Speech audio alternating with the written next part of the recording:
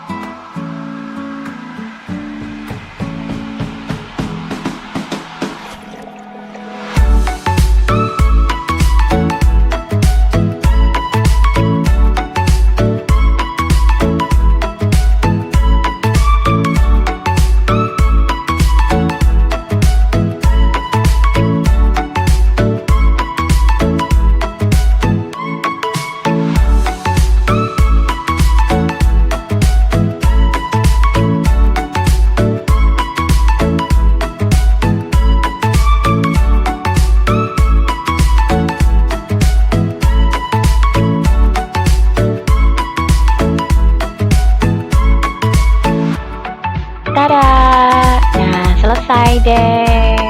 Jepit pitanya udah jadi. Selamat mencoba ya teman-teman. Jika ada yang kurang jelas, boleh silahkan komen. Sampai ketemu di next video. Bye-bye.